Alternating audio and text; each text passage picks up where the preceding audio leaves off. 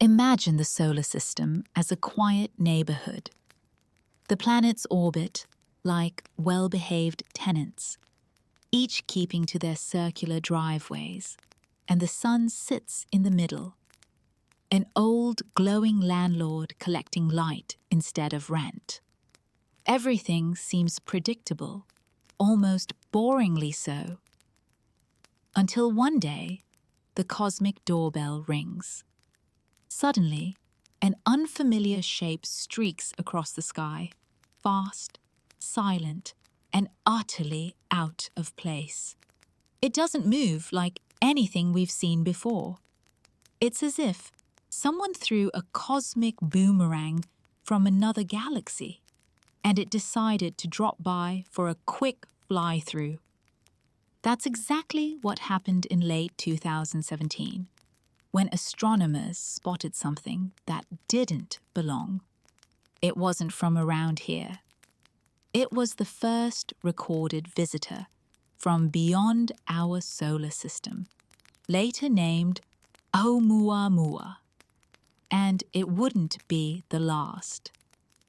2 years later, another outsider, Borisov, came barreling through with a comet's tail blazing behind it, as if shouting, "Hey, everyone, I'm not from around here."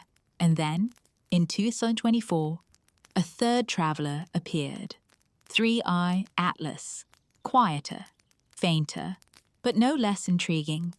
Together, they make up what we could call the Interstellar trio, 3 messengers from faraway star systems who accidentally wandered into our cosmic backyard. Good evening, curious minds. Science doesn't need to shout to be fascinating. Sometimes it's best enjoyed the way you'd enjoy a late-night conversation. Quietly, with a cup of tea, and maybe the soft hum of a fan in the background. Before we begin, leave a comment and tell me where and when you're tuning in. And if you find yourself learning something new as you drift towards sleep, consider subscribing. No pressure, only if you enjoy these calm journeys through the universe. Now, let's begin. Now, interstellar objects are not your average space debris. Most of the things we see floating around the sun, asteroids, comets, bits of rock and ice, were born here. They're part of the family, leftovers from the solar system's chaotic teenage years, when planets were forming and flinging debris around like toddlers with building blocks. But these 3 guests? They didn't grow up here. They're intergalactic hitchhikers, ejected from their home systems by gravitational chaos. Perhaps the same kind that once tossed rocks around our early solar system. They've been drifting through the vast, silent void for millions, maybe billions of years. Think about that for a second.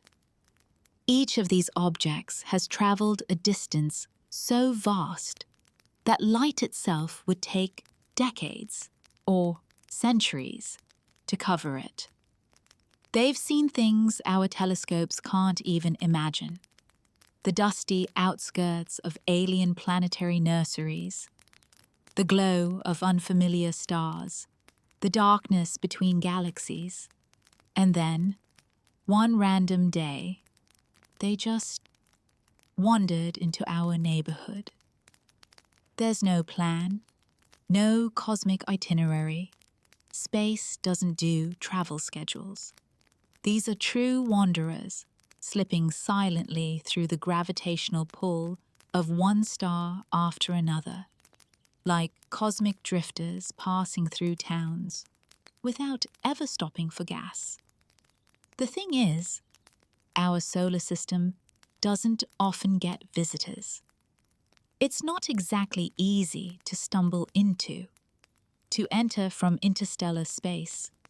You have to be moving incredibly fast, tens of kilometers per second, and your trajectory has to be just right to avoid being slingshotted back out or sucked into a planetary collision.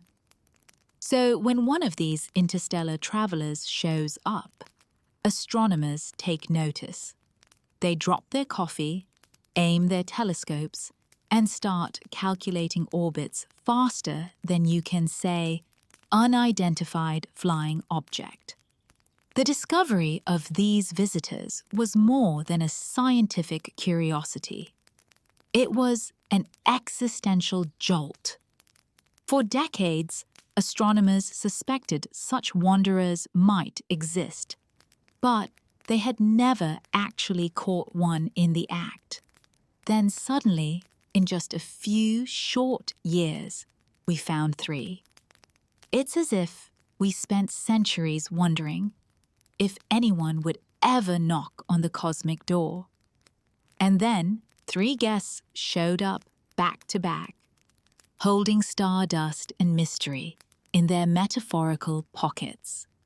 To put it in perspective, spotting an interstellar object is like standing on a random beach and finding a bottle that floated all the way from another continent. Except this beach is the solar system, and the bottle might have come from an entirely different star. And instead of a message inside, it carries clues about the materials and forces that shaped other worlds. Tiny samples of alien environments that we could never visit ourselves. But before we dive into the specifics of each traveler, Oumuamua the Scout, Borisov the Comet, and 3IATLAS the newcomer, it's worth pausing to appreciate just how extraordinary this all is. For billions of years, the solar system has existed relatively untouched. Its orbits stable, its planets predictable. And now, we've discovered that it's not isolated. It's part of a much bigger story, a galactic ecosystem where rocks, dust, and ice migrate between stars like cosmic pollen. In that sense, these visitors are like ambassadors, bringing news from other corners of the galaxy, not in words, but in chemistry and motion. Their paths tell us about the gravitational chaos of distant planetary systems. Their surfaces record histories of cosmic radiation and stellar winds. Each one is a little archive of somewhere else, drifting quietly until chance and gravity bring it to us. And the best part? They don't need a visa. The sun doesn't stop them for inspection. No customs, no paperwork, just a quick flyby through the inner solar system before they vanish back into the dark. It's pure cosmic serendipity.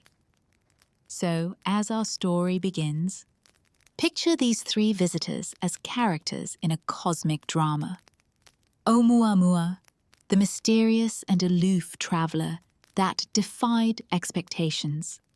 Borisov, the loud, icy comet that announced its arrival with flair. And 3IATLAS, the quiet observer still keeping its secrets. 3 wanderers, 3 stories, 1 incredible truth. We are not the only planetary system sending things adrift into the galaxy. Space doesn't do background checks. It just lets anyone drift in. And sometimes, those unexpected guests bring the most fascinating stories. If you've ever tried to find a specific grain of sand on a beach while the tide is coming in, you already understand what it's like to be an astronomer looking for something unusual in the night sky. Space is huge, dark, and crowded with shiny distractions. Stars, planets, asteroids, comets, they all move, shimmer, and shift just enough to make the whole sky feel like a cosmic traffic jam. So how do you spot the one thing that doesn't belong? The one object moving just a little too fast from a direction that makes no sense? Astronomers do it with patience, math, and some very expensive toys. Let's start with the watchers of the sky, the survey telescopes.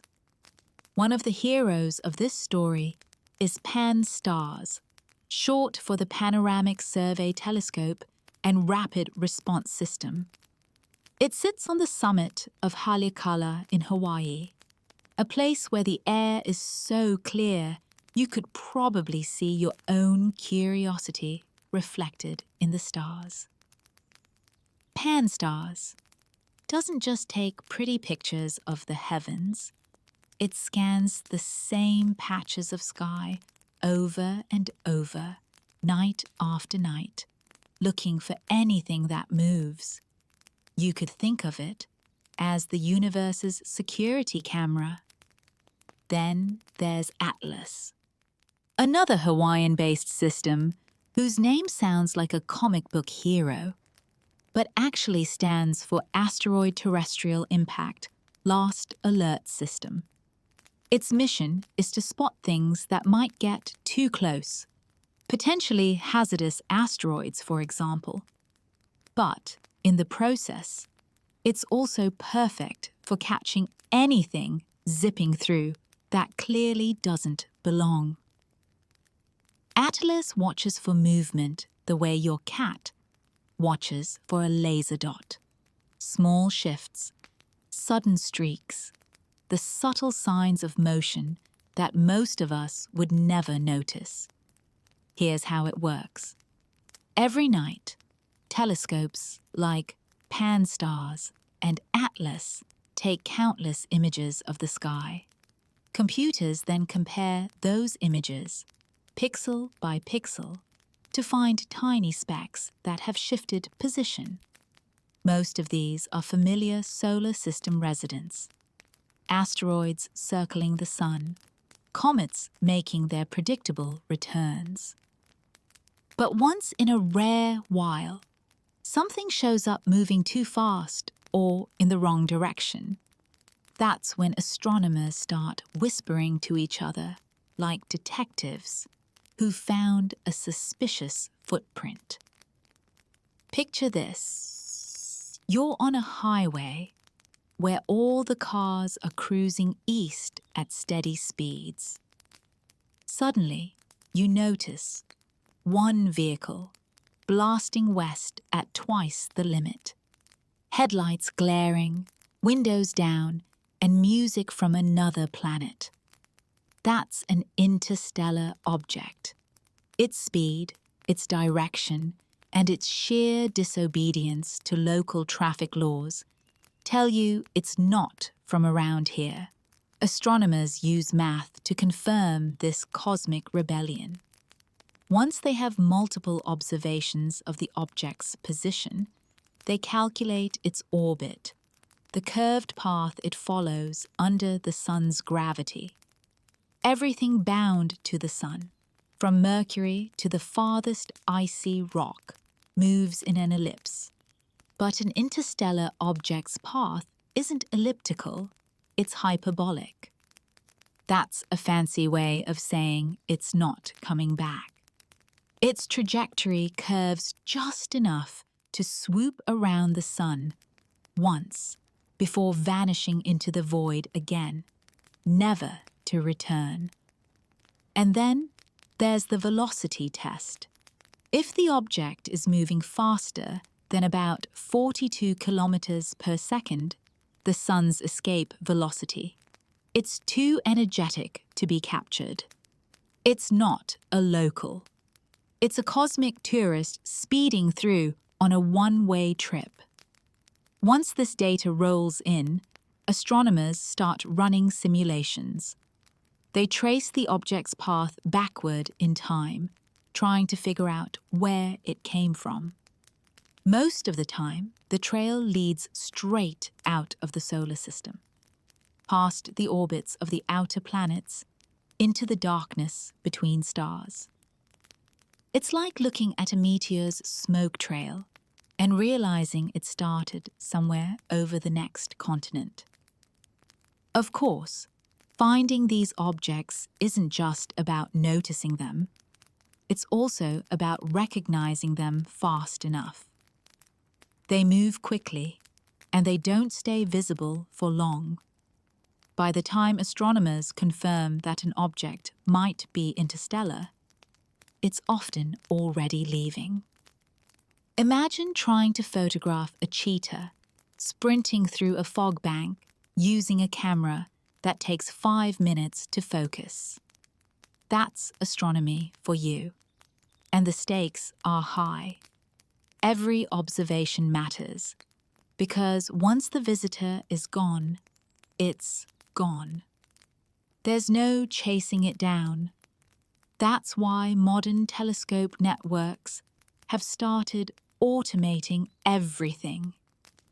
Artificial intelligence now scans the night sky for moving points of light, learning the patterns of ordinary asteroids so it can flag the outliers instantly.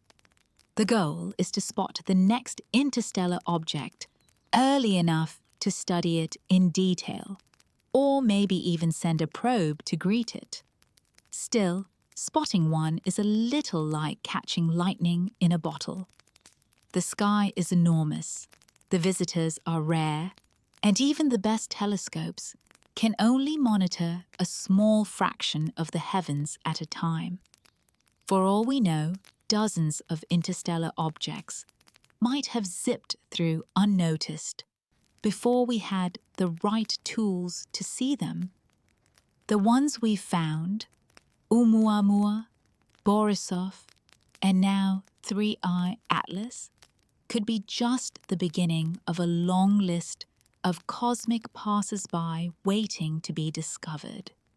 And yet, every detection feels like a triumph. Each time astronomers identify one of these fast-moving strangers, they get a tiny piece of a galactic puzzle, proof that our solar system isn't alone in sending debris flying across the stars.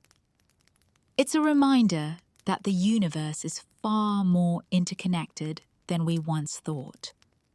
So the next time you look up at the night sky and imagine all those twinkling dots, remember, most of what you see belongs here, bound to the sun's gravity like loyal satellites.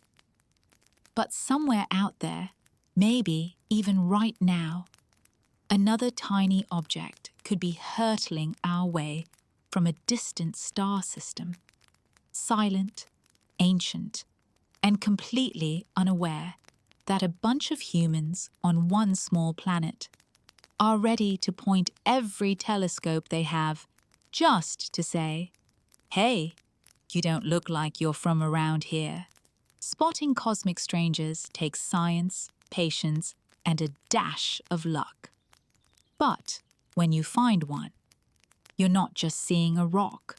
You're witnessing a story that began under another star. In October 2017, astronomers were quietly going about their nightly routine, tracking asteroids, checking data, sipping coffee that was probably 2 hours old, when something strange appeared on their screens.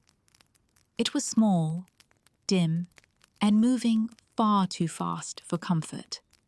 Its orbit was so steep, so exaggerated, that it didn't fit the mold of anything ever recorded in our solar system.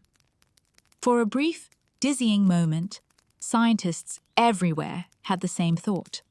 What on earth, or rather, what not on earth, is that? That strange dot of light would soon be known as Oumuamua, the first officially confirmed visitor from another star system. Its name comes from Hawaiian, roughly meaning a scout, or messenger from afar arriving first. Fitting, really. It was as if the galaxy had just sent us a cosmic postcard reading, "Hey neighbors, just passing through." But Oumuamua wasn't your average postcard.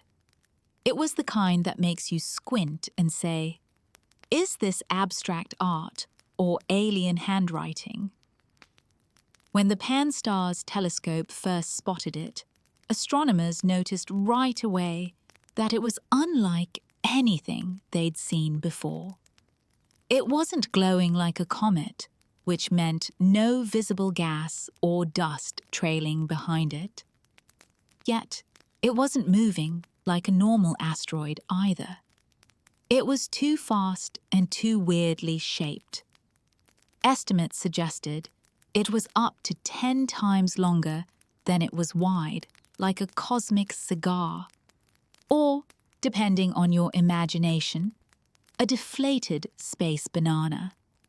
Either way, it had proportions that would make even the most eccentric sculptor raise an eyebrow. And then there was the spin.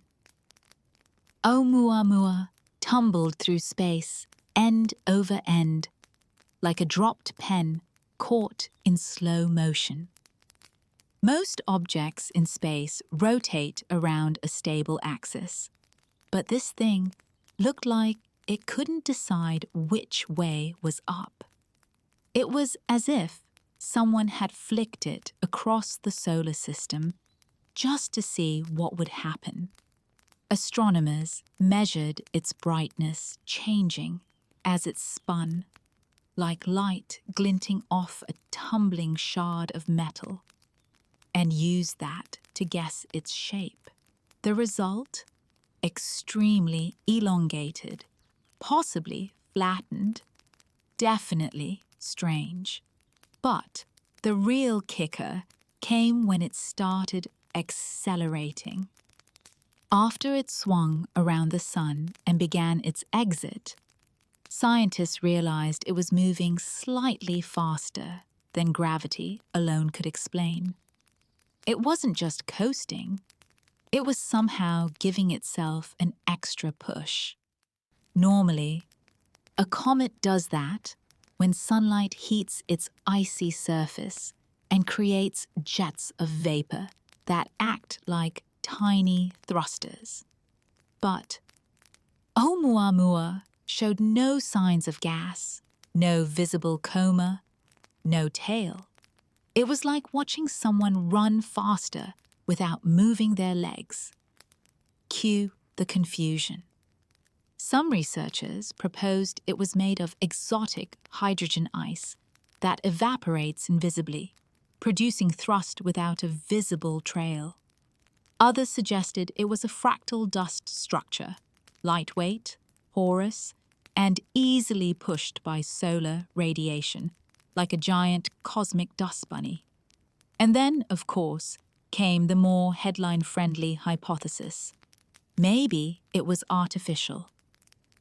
For a few weeks, news outlets couldn't get enough of the alien probe idea. It was the perfect blend of science and science fiction. An interstellar object with a mysterious acceleration, odd shape, and no clear explanation. Harvard astronomer Avi Loeb even argued that its motion could be consistent with something like a light sail, a thin, reflective craft propelled by starlight. The internet went wild. Was this the galaxy's equivalent of a "you up" message from extraterrestrials?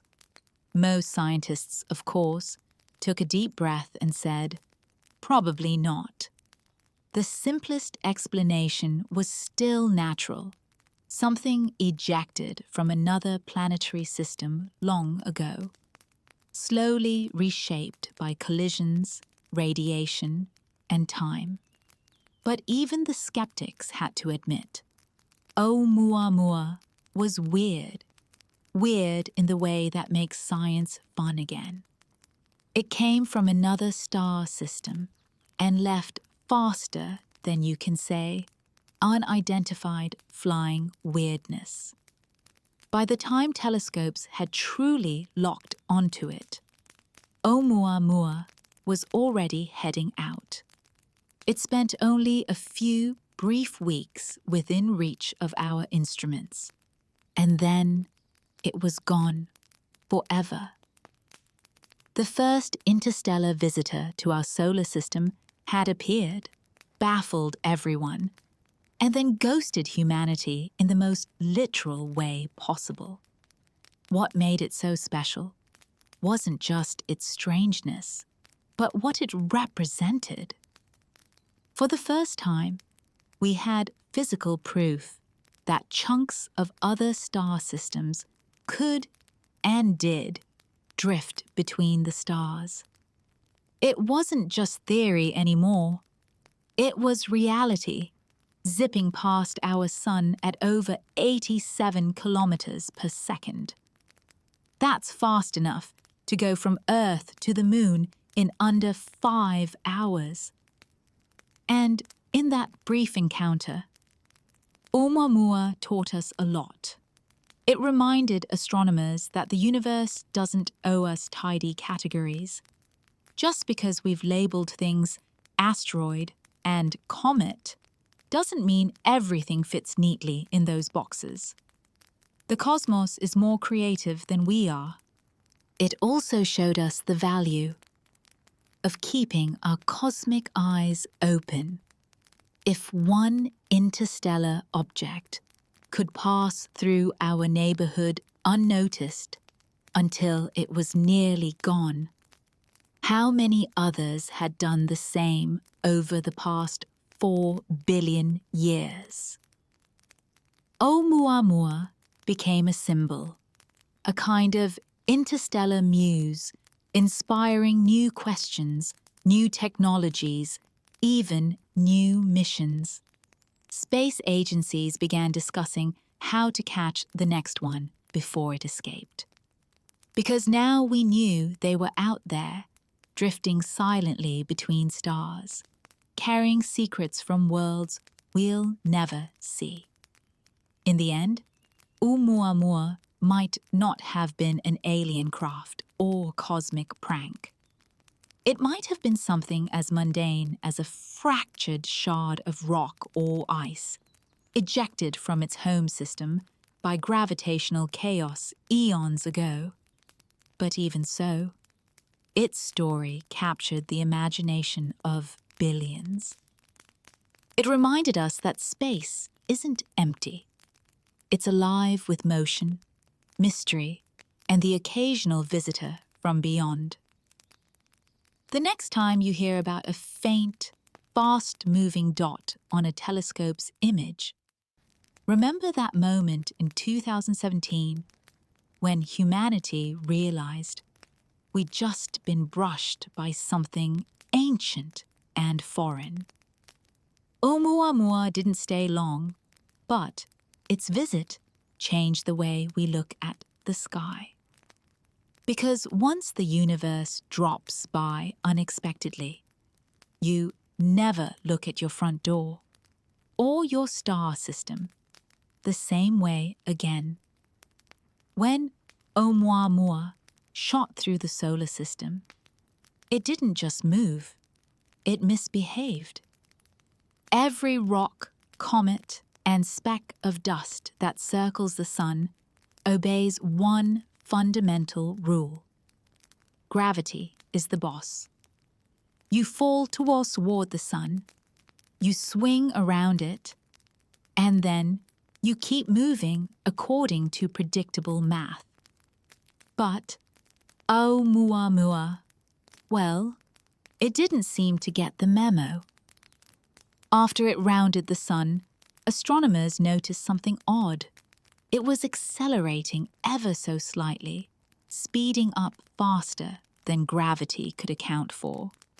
Not by much, just a few millimeters per second squared. But in astronomy, that's enough to cause collective eyebrow raising, across observatories worldwide. This wasn't supposed to happen. A normal rock doesn't get faster after leaving the sun's pull. It's like tossing a baseball that suddenly starts flying faster halfway through its arc. The universe simply doesn't do that, unless something else is going on. So, naturally, scientists rolled up their sleeves and got to work. Some reached for their equations, others reached for the aspirin. And soon, the question that echoed across the astrophysics community was deceptively simple. What on Earth, or beyond Earth, was propelling this thing? The most sensible explanation was outgassing. That's the process by which heat from the sun warms an icy body, causing trapped gases to escape like fizz from a shaken soda can. Those escaping gases act as tiny thrusters, nudging the object's path. It's what comets do all the time. The problem? Oumuamua wasn't acting like a comet. It had no visible tail, no coma, no fuzzy cloud of gas. It was the cleanest comet anyone had ever seen. It's as if someone said they saw a dragon breathing fire. But there was no smoke, no roar, and no dragon. Just a suspicious scorch mark. Still, the outgassing theory wasn't abandoned. Astronomers began proposing exotic forms of ice that could evaporate invisibly. One idea was that Oumuamua was made mostly of hydrogen ice, solid hydrogen that would sublimate, turn directly from solid to gas, when warmed, creating invisible jets that gently pushed it forward. Hydrogen is notoriously shy. It doesn't glow or reflect light like other materials, so this could explain the acceleration without the telltale visual cues of a comet. It sounded elegant, but there was a catch. Hydrogen ice is delicate, too delicate. Floating through interstellar space for millions of years would likely cause it to evaporate long before reaching our solar system. It's the cosmic equivalent of trying to deliver an ice cube from one continent to another by leaving it on the hood of your car. Lovely idea, just not practical. So scientists turned to another theory, solar radiation pressure. The sun, despite being 93 million miles away, exerts a constant push through the pressure of its light. It's tiny, but not zero. For most objects, that pressure is laughably small, like a mosquito trying to move a mountain. But if an object were incredibly thin and light, like a sheet of foil, that push could make a difference. That led to one eyebrow-raising possibility. Maybe Oumuamua was a natural light sail, not a spacecraft, but a fragment of something broad and ultra-thin, formed naturally in the debris of another solar system. If the sun's photons hit it just right, they could provide a small, continuous shove, enough to explain the observed acceleration. Now, at this point, some scientists began to get a little more imaginative. Because if something behaves like a light sail, well, why couldn't it be one? Thus entered the alien probe hypothesis, championed most famously by Harvard astronomer Avi Loeb. He argued that Oumuamua's acceleration and strange shape could fit the description of an artificial craft, perhaps a derelict probe, a shard of alien technology, or even a piece of interstellar space junk drifting through the cosmos. Cue the cosmic chaos. Suddenly, the world's media latched onto the story. Headlines screamed about alien visitors and interstellar messages, and every science communicator on Earth found themselves explaining that, no, NASA hadn't just discovered an alien spaceship. Astronomers were torn between physics and panic. Was it a rock, a comet, or a cosmic prank? The reality, as usual, was far more nuanced. Oumuamua's acceleration was real. The reasons behind it were still up for debate. But alien spacecraft was, for most scientists, the least likely explanation. Nature, after all, is far more inventive than we are. A wafer-thin sliver of interstellar debris shaped by collisions, radiation, and eons of space weathering could behave just as mysteriously without requiring anyone to have built it. Other theories bloomed. Some proposed that Oumuamua was made of nitrogen ice, chipped off the surface of a Pluto-like planet during a violent collision in another star system. Nitrogen ice would also evaporate invisibly under sunlight, giving the same gentle acceleration effect as the hydrogen idea, but with a bit more staying power across the long interstellar journey. It wasn't as flashy as aliens, but it worked with physics, and that's usually a good sign. In the end, there wasn't enough data to know for sure. By the time these theories were flying around, Oumuamua itself was already gone, shrinking into the darkness, heading back toward interstellar space faster than we could chase it. All we had left were a few weeks of observations, some tricky math, and a trail of tantalizing questions.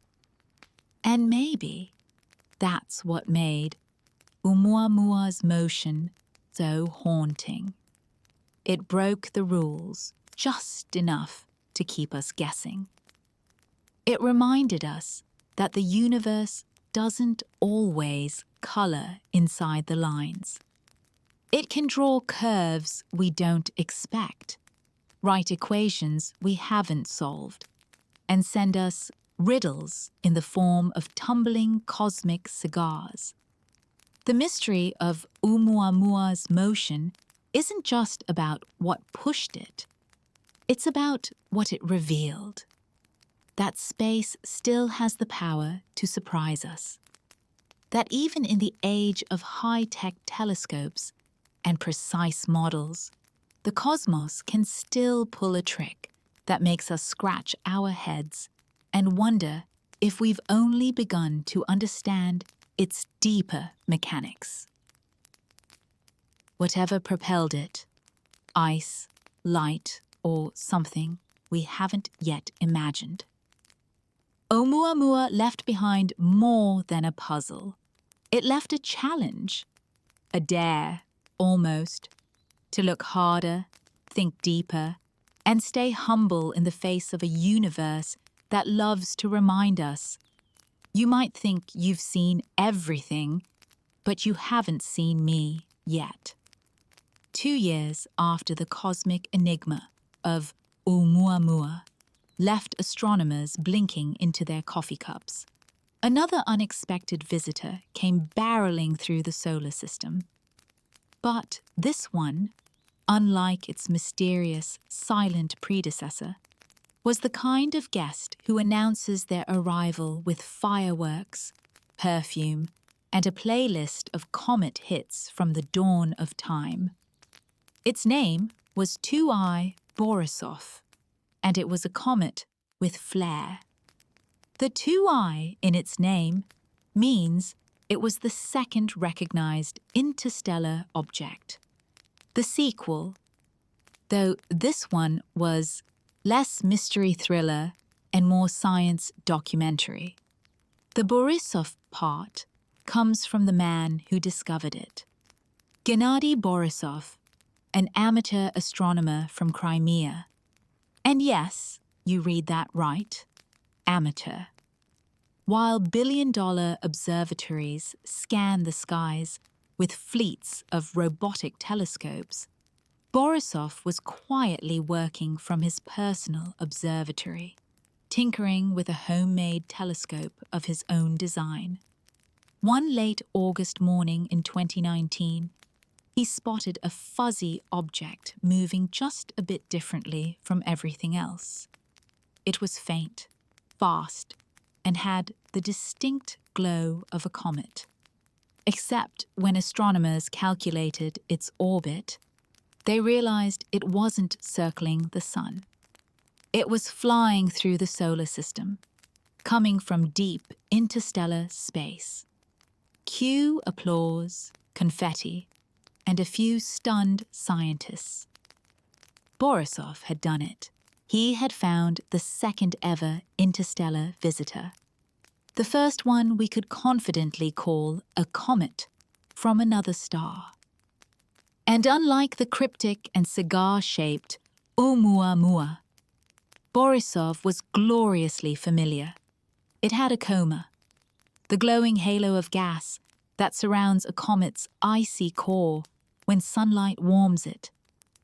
It had a beautiful, sweeping tail made of dust and vapor, stretching for hundreds of thousands of kilometers.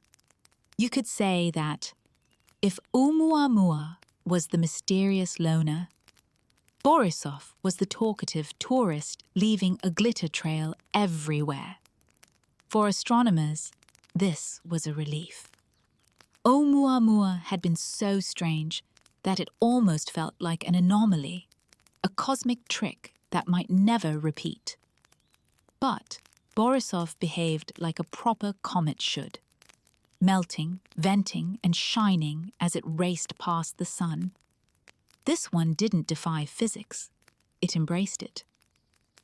It was as if the universe was saying, relax, not every interstellar guest has to be a riddle. Still, even though Borisov looked normal, it was anything but ordinary. Its interstellar nature gave scientists a rare opportunity to study a piece of another planetary system up close. Every comet in our solar system carries clues about its birthplace, the temperatures, elements, and conditions that shaped it. By comparing Borisov's chemistry with our local comets, astronomers could peek into the recipe books of alien worlds. And the differences were striking. Spectroscopic studies, basically splitting the comet's light into a rainbow to read its chemical barcode, revealed unusually high levels of carbon monoxide, much higher than any comet we've observed around our sun. Carbon monoxide forms in extremely cold conditions, meaning Borisov probably came from a place far colder than our solar system's outermost reaches. It may have formed in the deep freeze zone of another star system, where sunlight is just a distant rumor. That meant Borisov wasn't just a comet. It was a messenger from a frozen alien nursery.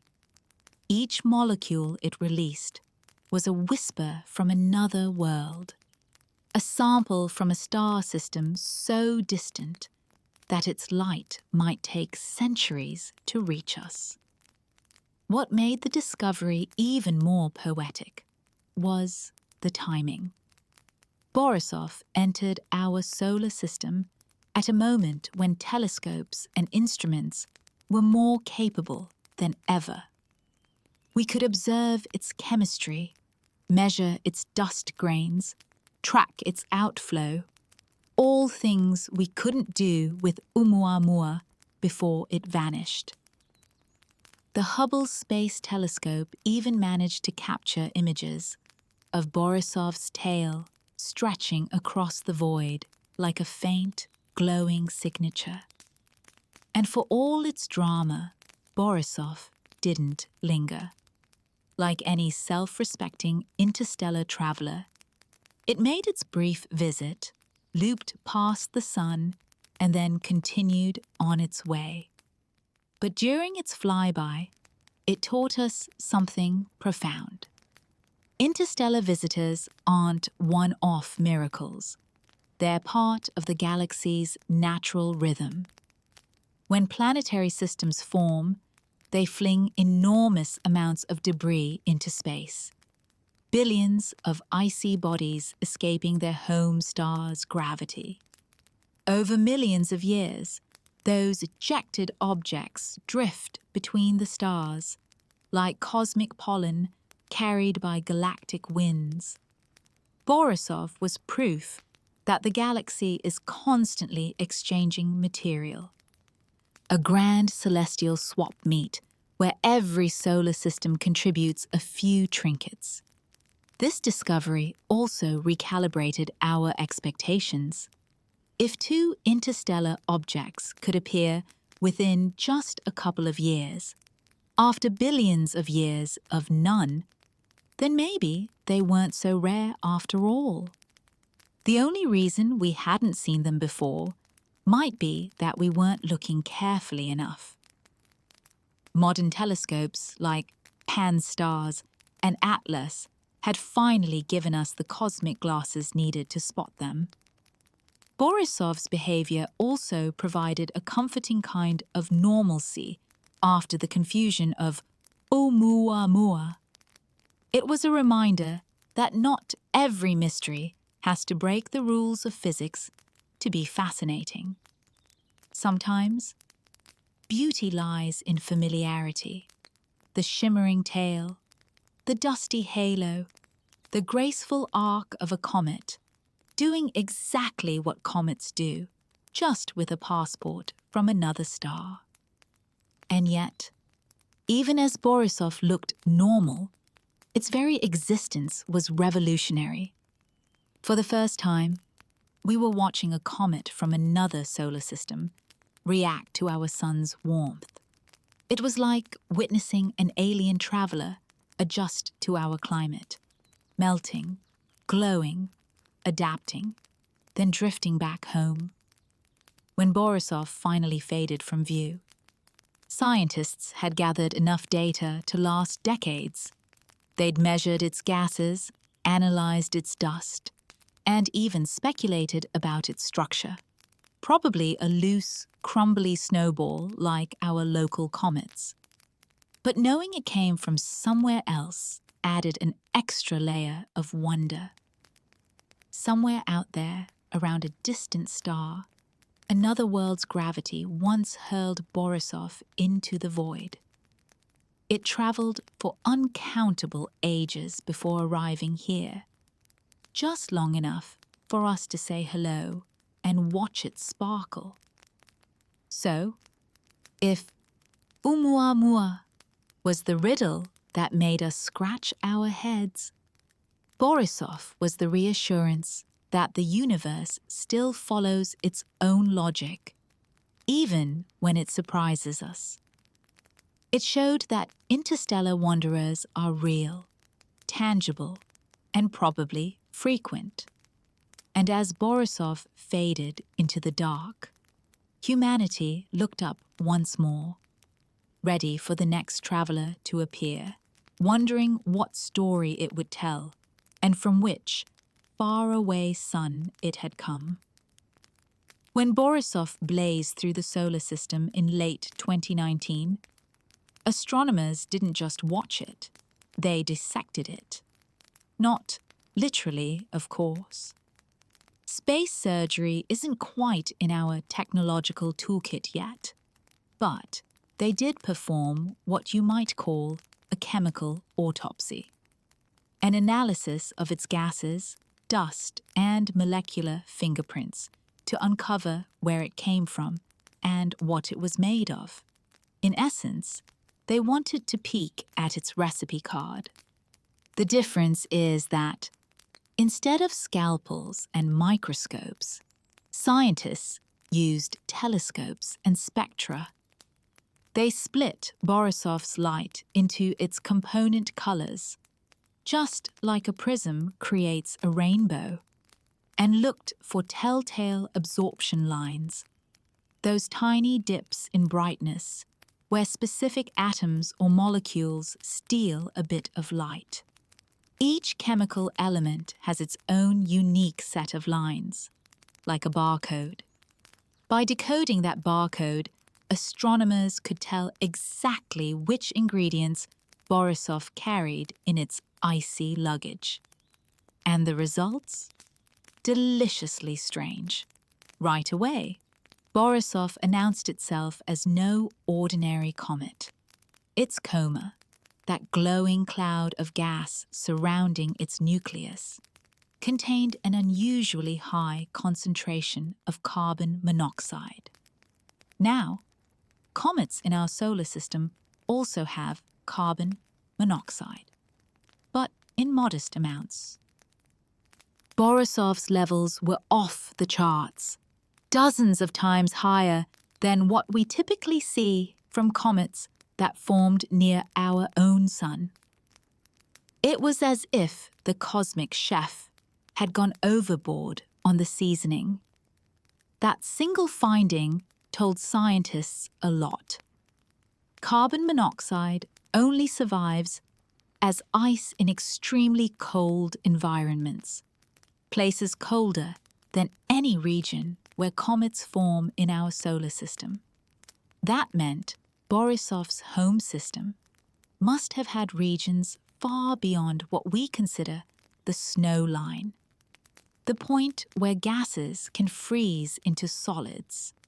It likely originated in a realm where even sunlight would be a distant rumor, a dark frontier around another star, where temperatures hover just a few dozen degrees above absolute zero. But carbon monoxide wasn't the only clue. Borisov's dust also looked alien. Observations from the European Southern Observatory's Very Large Telescope revealed that its dust grains were unusually small and fine, almost like cosmic talcum powder. In contrast, our solar comets tend to shed a mix of larger, chunkier particles when they outgas. This hinted that Borisov's icy surface might have been built under different physical conditions, perhaps lower pressures or weaker radiation than those that shaped our local comets. Put together, Borisov's composition painted a picture of an entirely different planetary nursery. Its chemistry suggested it came from a system colder, dustier, and possibly younger than ours. Maybe it formed around a dim red dwarf star, or maybe it was born in the outskirts of a massive system before being flung away by a gravitational encounter with a planet. Whatever the case, Borisov carried the fingerprints of an alien world. Astronomers like to say that comets are time capsules, ancient leftovers from the formation of their parent systems. They're the frozen crumbs that never got baked into planets. Studying them is like analyzing the ingredients of a cake to infer what kind of kitchen it came from. In Borisov's case, the cake came from another galaxy's bakery, or at least another solar system's. One researcher described it best. It's like tasting a new kind of cosmic soup, familiar ingredients, alien recipe. Carbon, oxygen, and nitrogen are common everywhere.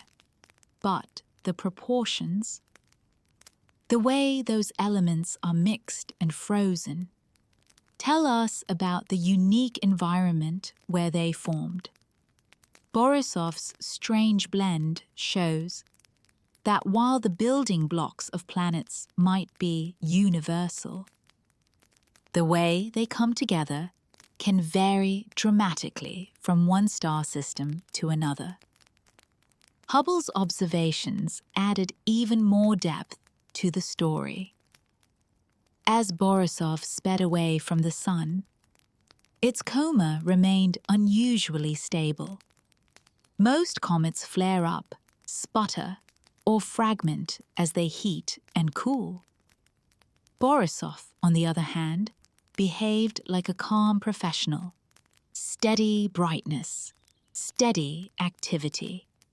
That consistency hinted that its composition was uniform throughout, rather than layered like a cosmic onion.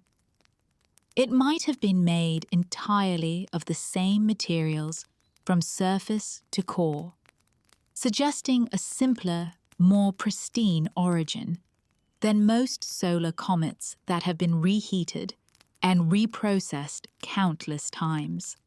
But not everything about Borisov was calm. In March 2000, it began to break apart. Telescopes watched as its nucleus split into several pieces, releasing bursts of dust and gas as it crumbled. Far from being disappointing, that disintegration gave scientists a rare peek inside. It confirmed that Borisov wasn't just coated in exotic ices. It was those ices, through and through. The same strange chemistry extended deep below its surface. And in those fragments lay the universe's most compelling message. Even across unimaginable distances, the ingredients of life's chemistry are everywhere. The same carbon compounds and simple molecules that fill Borisov's frozen shell exist in the clouds that birthed our sun, and in the comets that may have delivered organic material to early Earth. Borisov reminded us that the galaxy recycles itself endlessly, mixing, freezing, and redistributing matter across billions of years and countless stars. If you zoom out far enough, you begin to see a kind of cosmic solidarity at work. Borisov wasn't alien in the science fiction sense. It wasn't built by anyone. It didn't come bearing messages. But it was alien in the truest sense of the word. Foreign, other, yet somehow profoundly familiar. It was proof that the universe plays the same chemical rules everywhere. Hydrogen and oxygen still combine to make water. Carbon still builds complex molecules. The only thing that changes is the local recipe. So, when astronomers performed their chemical autopsy, they weren't just identifying compounds. They were uncovering a story written in ice. A story of where Borisov came from, how it formed, and what kind of world it once called home.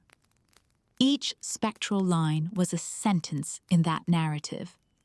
Each molecule a word from an ancient dialect of the cosmos. In a way, Borisov's brief visit turned Earth's telescopes into interstellar forensics labs. We couldn't chase it down or touch it, but we didn't have to.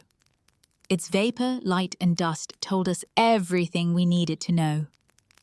That somewhere out there, another star system once built a comet much like ours, and that the universe, in all its immensity, keeps sending us these frozen messengers to remind us how connected we truly are.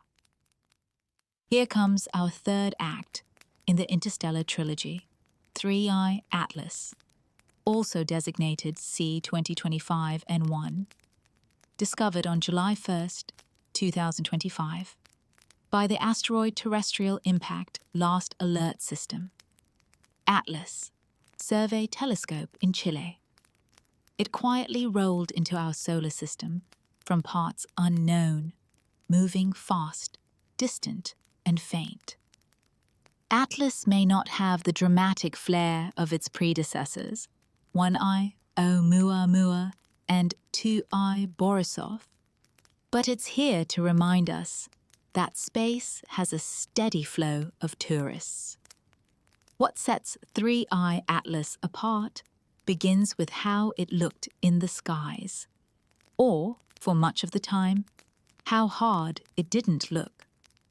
Unlike Borisov, which had a clearly visible coma and tail, and unlike Oumuamua, which caused eyebrow-raising headlines by being ultra-weird, Atlas was faint and subtle when first spotted. The initial brightness was around magnitude 18, far dimmer than what casual observers could hope to see. It was trailing the stars, blending into the cosmic background, making its detection an achievement of sky survey vigilance, rather than spectacular fireworks. This faintness matters, because it means what we observe may only be the tip of the iceberg. Its true size, shape, and activity might lie hidden beneath a veil of distance and dimness.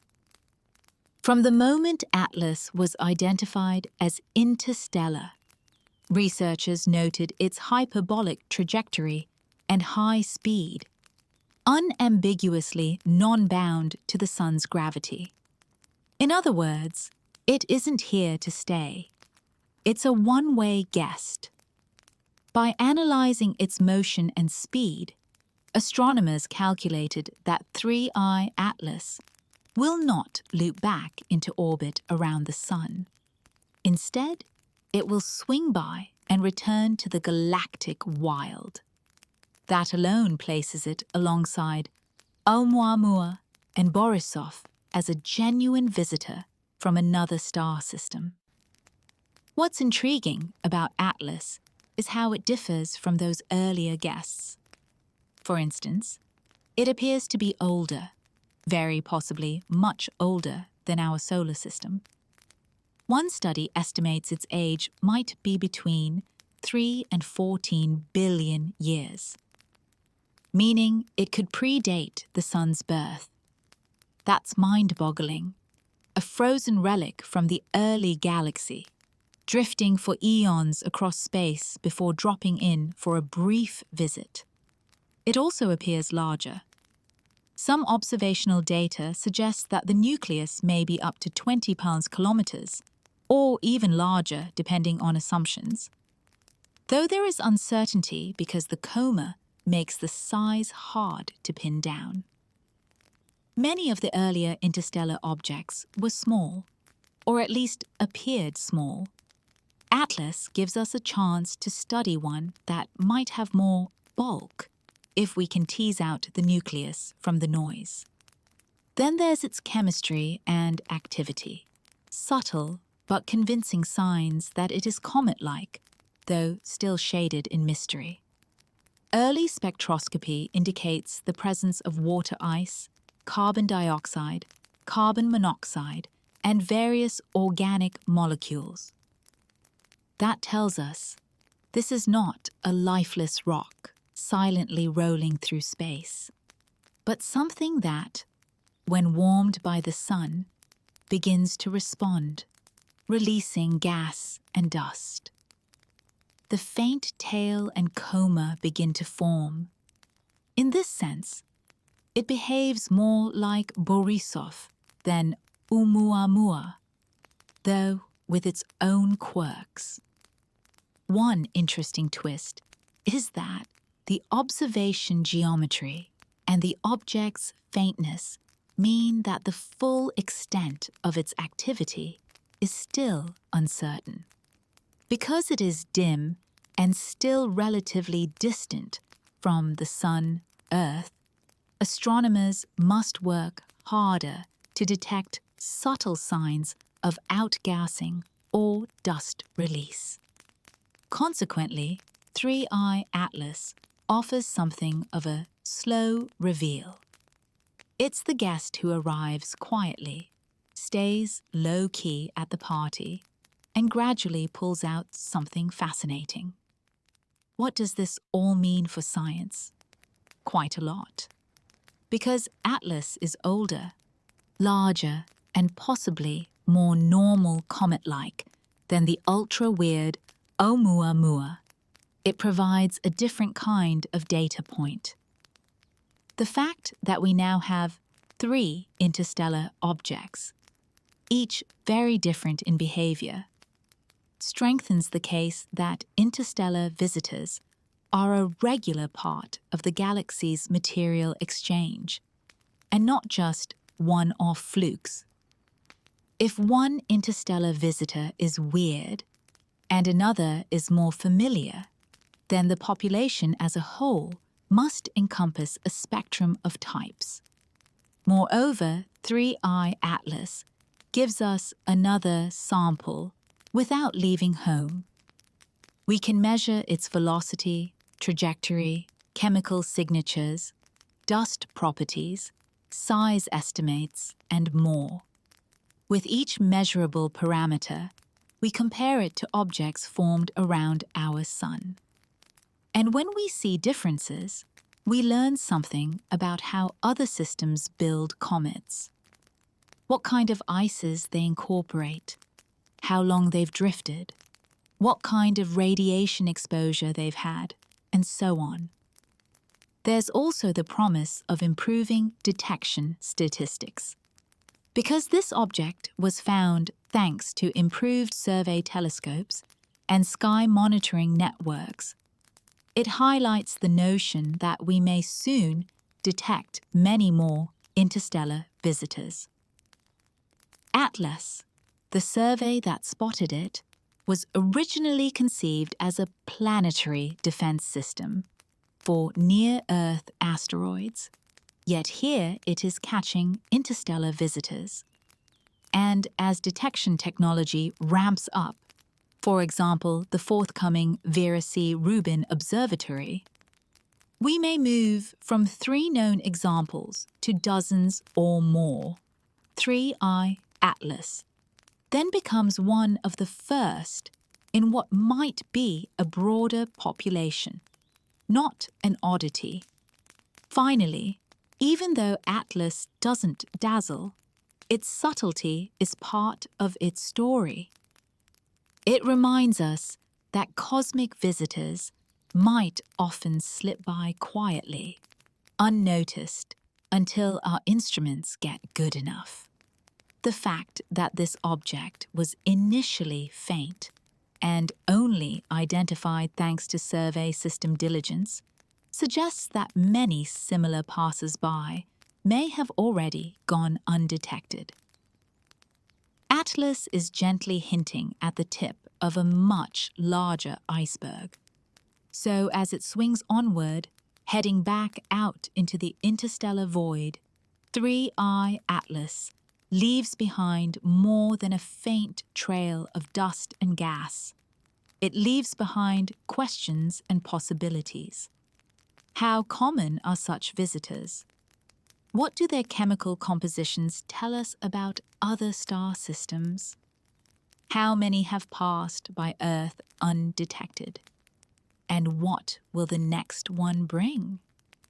In short, Atlas may not have the flashy tail or the shape shock of Oumuamua, but it is quietly powerful.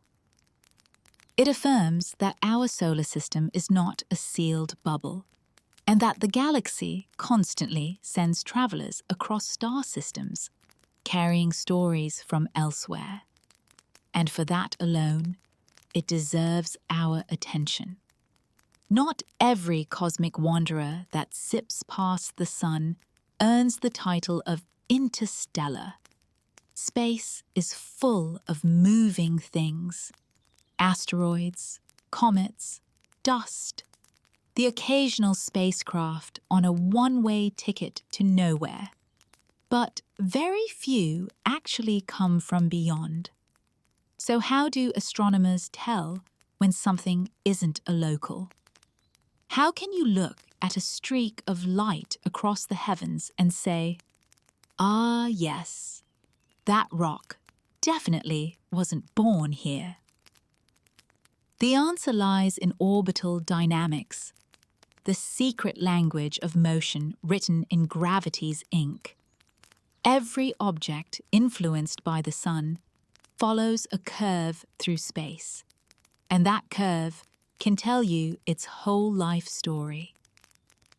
It's cosmic handwriting analysis. A comet's path gives away where it came from, how fast it's moving, and whether it intends to stay for dinner or just pass through. Let's start with the basics. Most objects in our solar system travel in elliptical orbits, oval-shaped paths that keep them bound to the sun's gravitational pull. These range from the tight circles of planets to the stretched loops of comets. An ellipse means loyalty. It means, "I'll be back eventually." Even the most eccentric of comets, like Halley's, which takes 76 years to complete its orbit, is still tied to the sun's leash. Now, picture a slightly more energetic visitor, something that speeds up just enough to slip out of that leash entirely. Its path doesn't close into an ellipse. Instead, it opens into a parabola or a hyperbola, a shape that never loops back. That's when astronomers perk up. A parabolic orbit is the razor's edge between staying and leaving. A hyperbolic orbit, however, is a clear getaway car.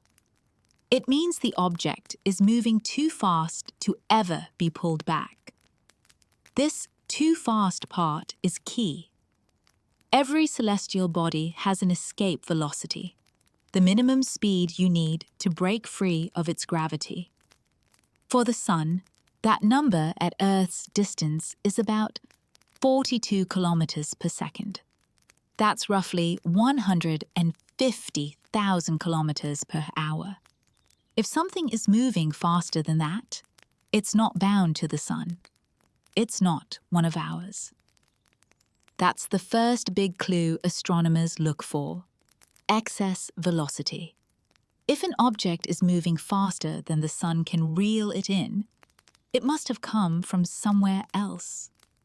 It's like watching a car speed through a small town at 300 kilometers per hour. You don't need a badge to know it's not a local. The second clue is trajectory, the direction of motion. Most objects in the solar system orbit in roughly the same plane, called the ecliptic, like marbles circling on the same tabletop.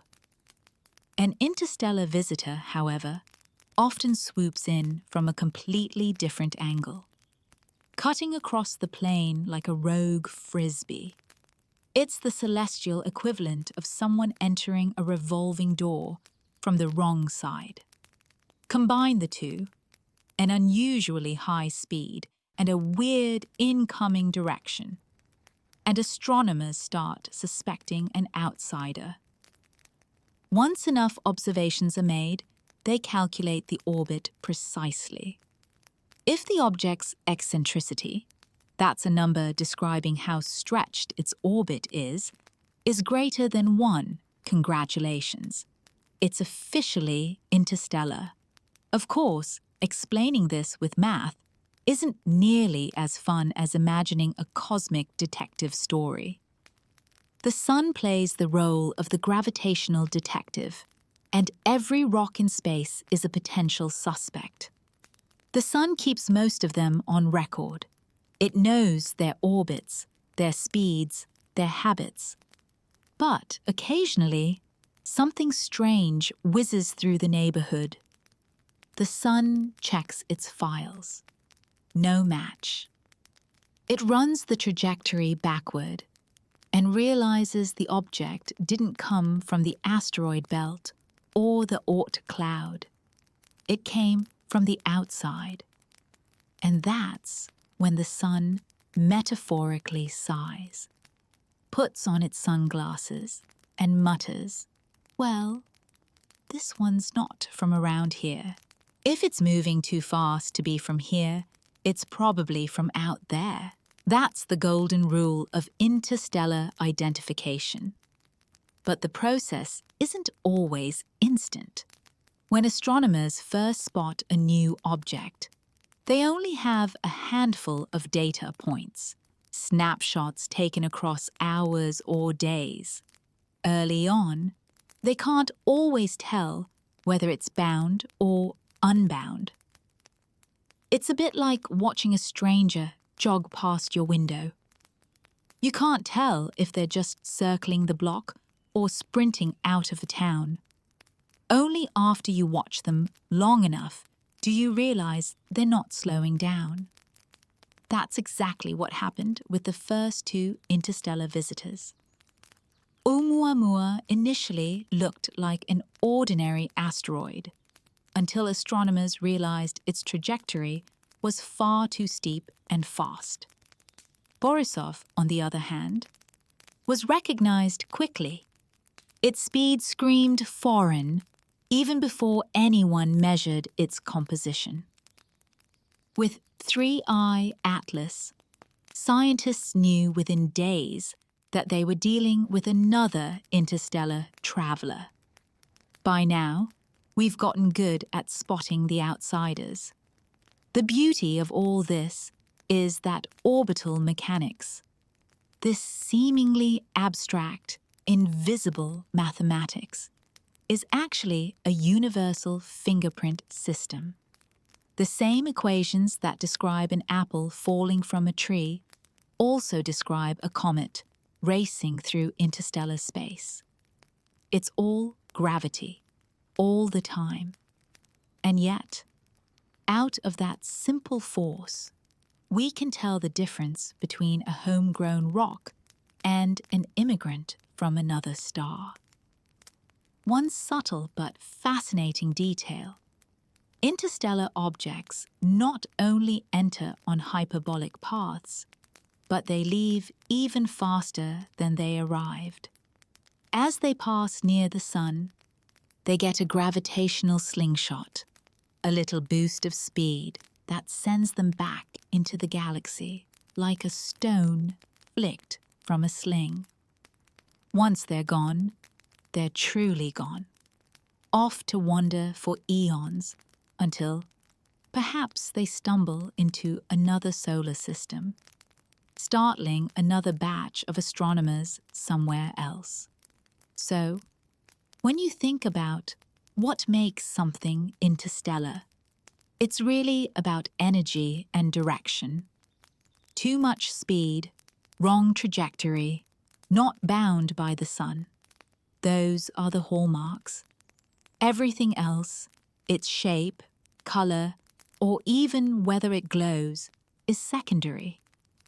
The universe doesn't care how it looks. What matters is where it's going.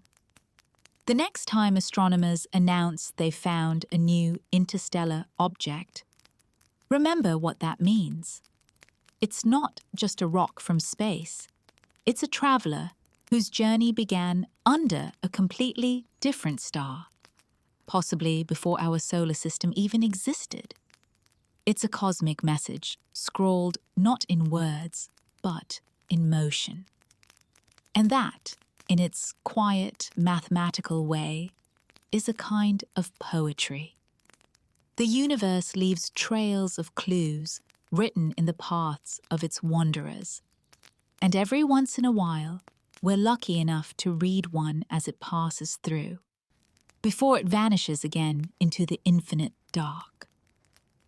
Imagine a newborn star system in its wild teenage years, a swirling, chaotic disco of dust, gas, and baby planets bumping into each other like cosmic bumper cars.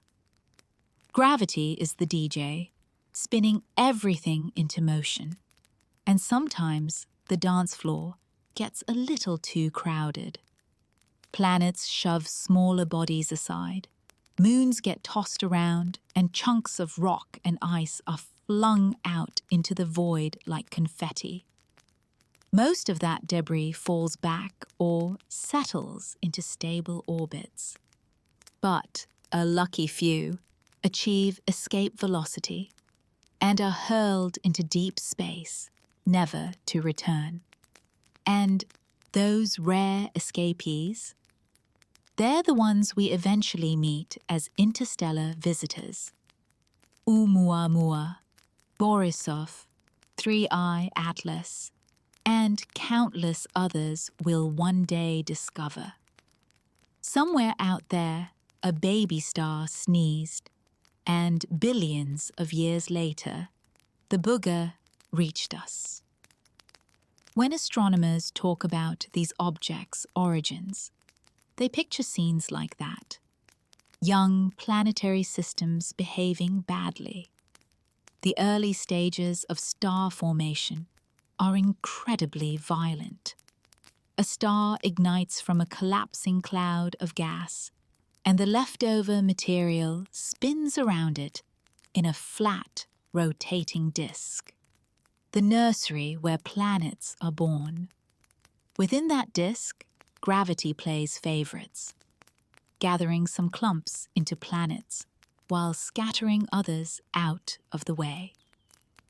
The newly formed giants, massive planets like Jupiter, are especially good at this game.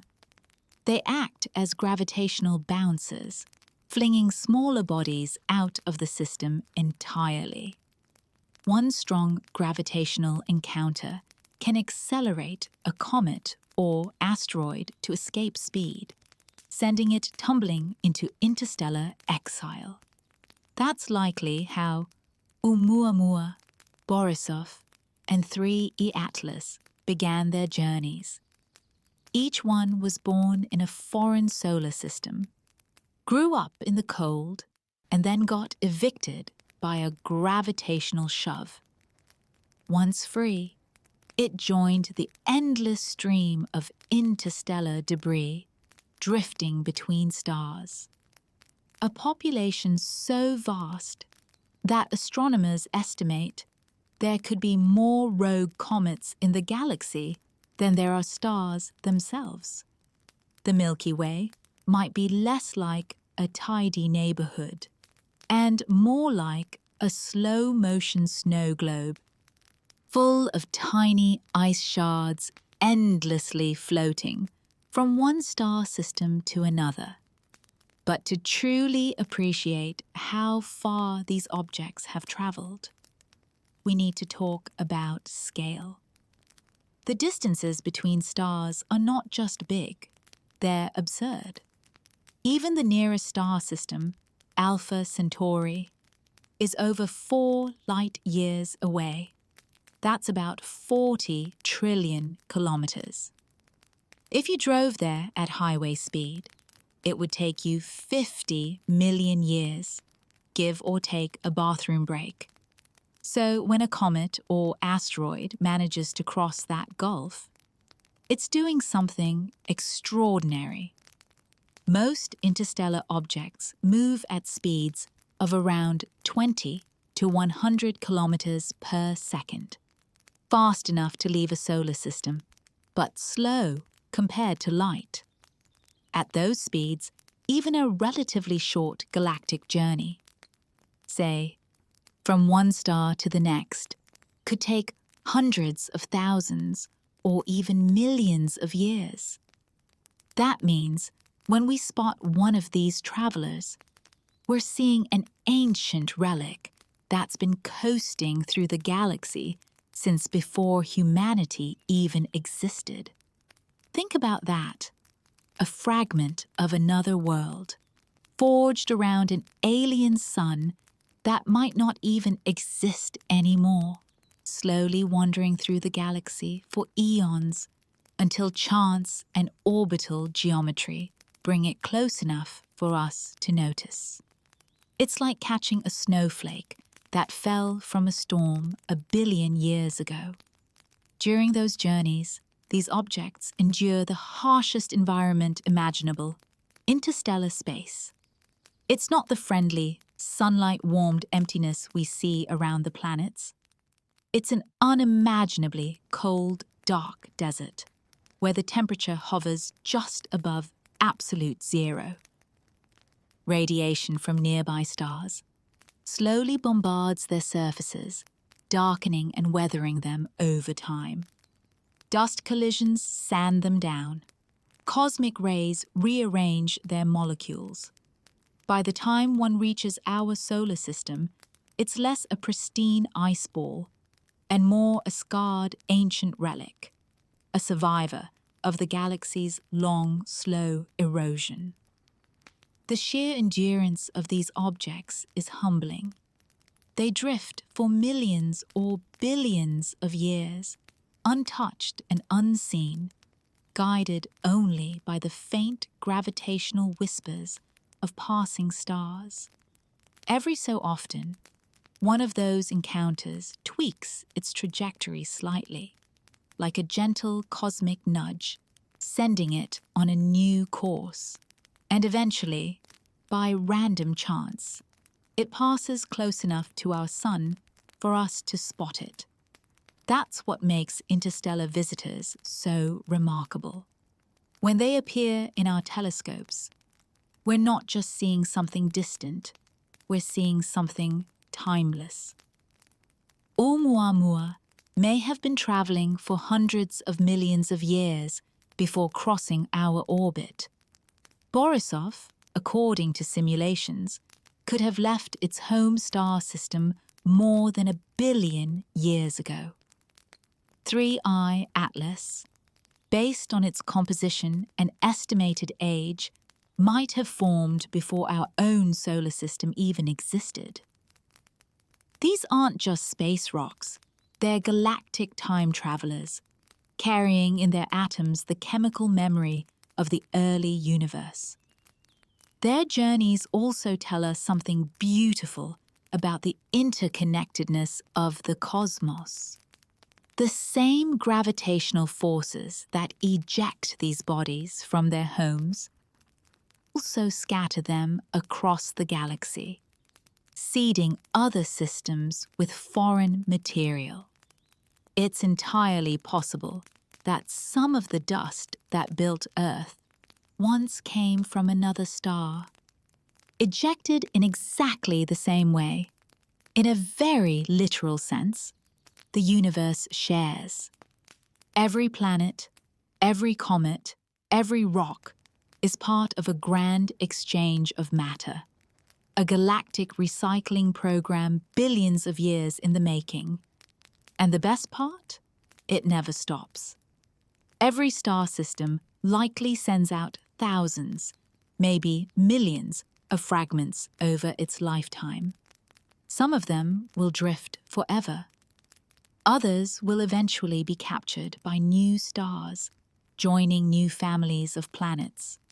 The galaxy is full of wanderers, and every once in a while, one of them happens to pass by us. A reminder that space, for all its emptiness, is full of motion and connection.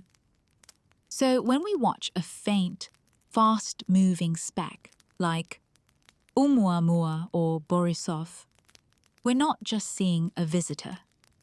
We're seeing the cosmic equivalent of a message in a bottle, tossed into the galactic ocean eons ago and washed up on the shores of our solar system. It's a relic of a place we'll never visit and a time we'll never see. Yet somehow it found its way to us, whispering across the void. I came a long way to get here. When a piece of rock or ice from another star system swings through ours, it's not just a curiosity, it's a speed demon. These interstellar objects are the Formula One racers of the cosmic highway, blazing past planets and defying our sense of motion. They zip through the solar system at mind-melting speeds, faster than anything humanity has ever built. And the best part? They do it without a single drop of fuel. Talk about fuel efficiency. Let's start with the basics. Everything that orbits the sun moves quickly, even the most sluggish space pebble. Earth, for instance, circles the sun at nearly 30 kilometers per second, about 100,000 kilometers per hour. But interstellar visitors? They're in another league. When Oumuamua entered the solar system, it was clocked at roughly 26 kilometers per second, relative to the sun. And by the time it left, it was going even faster, close to 44 kilometers per second. Borisov came in hot at about 32 kilometers per second. 3IATLAS? Its estimated inbound velocity exceeded 40 kilometers per second.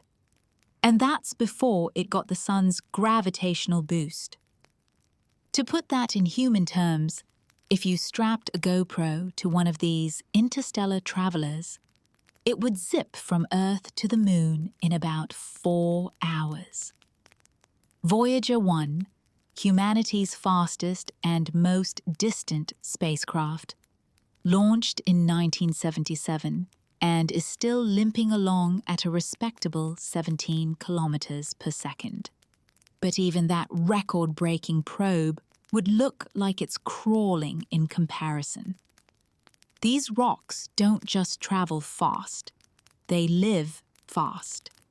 The fascinating part is that they achieve these ridiculous speeds naturally. No engines, no thrusters, no mission control, just gravity and time. Their journey begins when they're flung out of their home star system. Picture a young, chaotic planetary system where giant planets are still forming. One of those planets, say a Jupiter-sized gas giant, grabs a smaller comet in its gravity and then slings it outward like a slingshot. If the angle and speed are just right, the comet escapes entirely, leaving the system behind forever. It keeps coasting, carrying the same energy it had when it left, like a bowling ball launched from an invisible hand. Now, space doesn't have brakes. There's no friction, no air resistance, no cosmic wind to slow you down. So an object launched at 30 kilometers per second will keep moving at 30 kilometers per second forever, unless it meets another gravitational field strong enough to alter its course. That's the secret behind these incredible speeds. They never stop. Once a rock is kicked out into interstellar space, it coasts endlessly, a silent, unpowered traveler racing across the galaxy at the same pace it left home billions of years ago. When one of these objects wanders near the sun, it picks up even more speed thanks to the sun's gravity. It's like sliding downhill toward a massive gravitational well.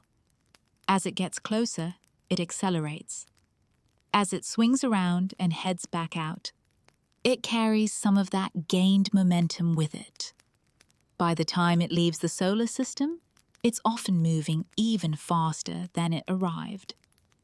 If you could somehow hitch a ride on one, you'd be the fastest traveler in the history of everything, though you'd probably freeze, suffocate, and evaporate instantly. Minor details. Humans, of course, can only dream of those speeds. The fastest spacecraft we've ever launched, NASA's Parker Solar Probe, currently holds the record at around 190 kilometers per second, but only when it slingshots dangerously close to the sun, using that same gravitational trick. And even then, that's just a temporary burst of speed. Most of our interplanetary missions crawl along at a fraction of that, because rockets have to fight gravity, carry fuel, and slow down at the destination. Interstellar rocks? They skip all that nonsense. Their entire flight plan is go fast, never stop. The difference between human travel and natural interstellar travel is almost comical. To send a spacecraft to another star, we'd need propulsion systems capable of maintaining speeds like these for decades or centuries. Even then, it would still take tens of thousands of years to reach the nearest stars. Meanwhile, a rock that got booted out of its home system could make the trip in a few 100,000 years, coasting effortlessly the whole way. It's like watching a paper airplane outfly a supersonic jet, simply because the jet keeps running out of fuel. And the speeds get even more absurd when you consider the scale of galactic motion. Stars themselves orbit the center of the Milky Way at several hundred kilometers per second. That means interstellar debris can pick up extra motion from the star that launched it. Imagine being thrown from a merry-go-round that's already spinning around another, larger merry-go-round. That's the level of compounded velocity we're dealing with. The end result, objects like Oumuamua and Borisov racing through the galaxy faster than any spacecraft humanity can currently imagine. There's also a poetic irony in all this. Humans spend billions of dollars and decades of research trying to reach these speeds, while random space debris achieves them accidentally. A comet gets nudged by a planet at just the right angle, and suddenly it's the fastest traveler in the galaxy. It's the cosmic equivalent of slipping on a banana peel and landing on the moon. But speed isn't just about showing off. It determines what we can learn. The faster an interstellar object moves, the less time we have to study it before it vanishes again into the darkness. Oumuamua passed through the inner solar system in just a few weeks. Barely enough time to point telescopes at it.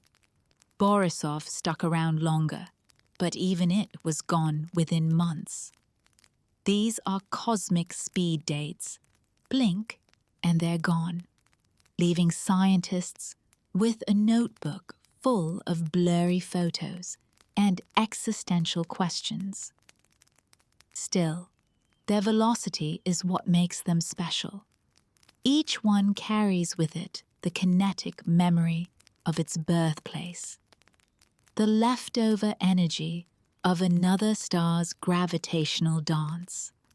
That energy connects us, linking our solar system to distant ones through motion alone.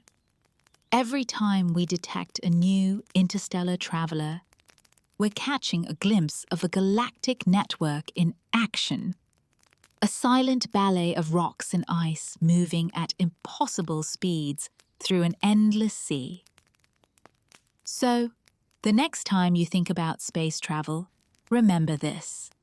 Somewhere out there, a rock without an engine, without a plan, is moving faster than any spacecraft humanity has ever built. And it's been doing it for billions of years, powered by nothing more than the universe's oldest fuel, momentum. If you've ever walked along a beach and found a seashell from a distant shore, You know the feeling. A tiny piece of somewhere else carried by waves to land at your feet.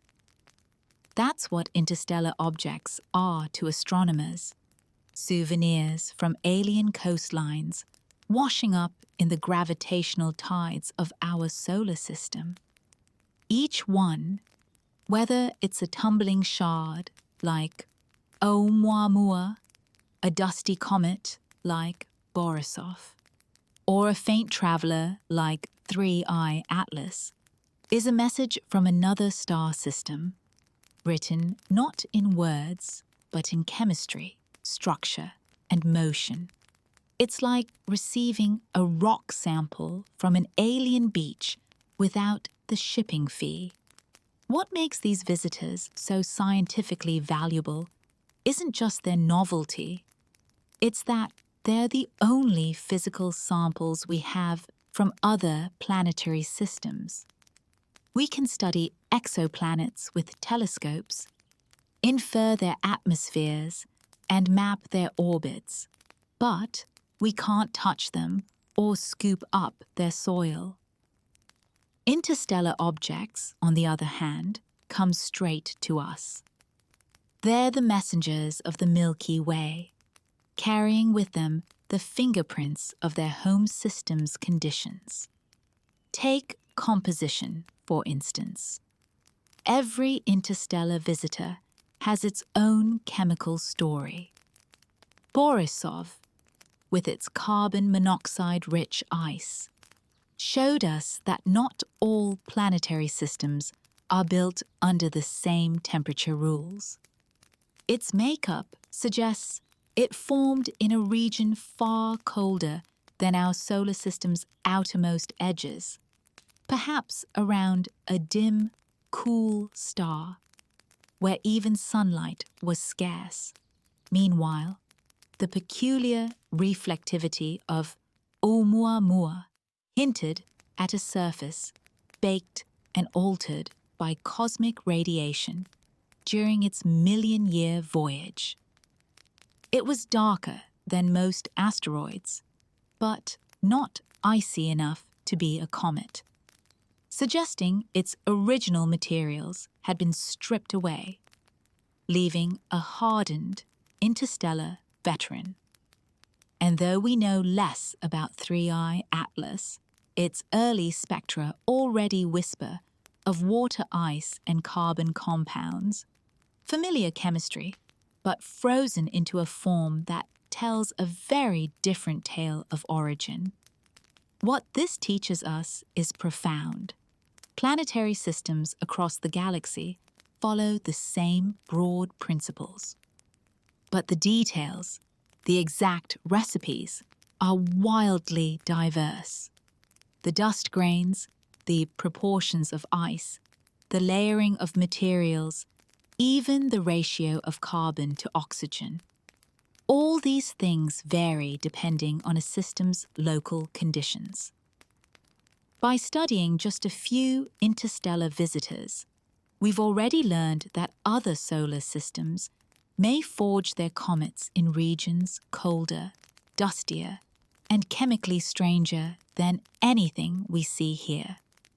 It's as if the galaxy is a giant laboratory running millions of experiments at once, each one tweaking the settings just a little differently. These visitors also help astronomers understand how matter moves through the galaxy. When a planet forms, it doesn't keep every rock to itself.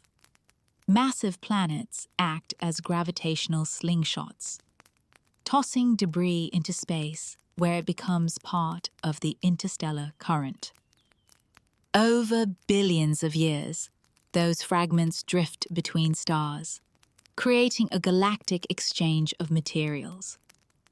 It's a slow-motion circulation system, the Milky Way's way of stirring its own soup. Some scientists even speculate that this galactic mixing could help distribute organic molecules, potentially seeding worlds with the building blocks of life. We might, in some distant and poetic sense, all be made from the leftovers of other stars. But the lessons go beyond chemistry and composition. They extend into motion and structure. The shape and rotation of interstellar objects reveal how they were sculpted. Oumuamua's long, flat form could be the result of violent collisions or slow erosion in its home system. Borisov's crumbly, volatile, rich structure tells us it formed gently, perhaps in a stable, cold disk, far from its parent star.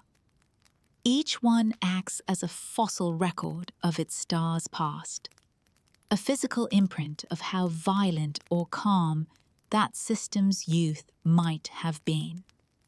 In studying their motion, astronomers also refine our understanding of how gravity shapes the galaxy's architecture. The fact that interstellar objects can drift across tens of light years without disintegrating or slowing down speaks volumes about the quiet emptiness of space. It confirms that even small bodies can survive immense journeys, protected by nothing more than their inertia. By tracking their trajectories, scientists can estimate how often stars fling out debris, and, in turn, how often new planetary systems are born and reshaped. Each interstellar object becomes a probe, mapping the invisible web of gravitational influences that connect the galaxy. The more of them we find, the clearer the picture becomes. 3 interstellar visitors might not sound like much, but even that tiny sample has expanded our understanding of galactic evolution. Their differences, one rocky and mysterious, one icy and gassy, one faint and ancient, prove that the galaxy doesn't produce a single type of debris. Instead, every star system contributes its own unique blend to the cosmic melting pot, its diversity on an astronomical scale. And perhaps most humbling of all, these travelers remind us that the Milky Way is a connected ecosystem, not a collection of isolated islands. The same forces that eject comets from one system can capture them in another.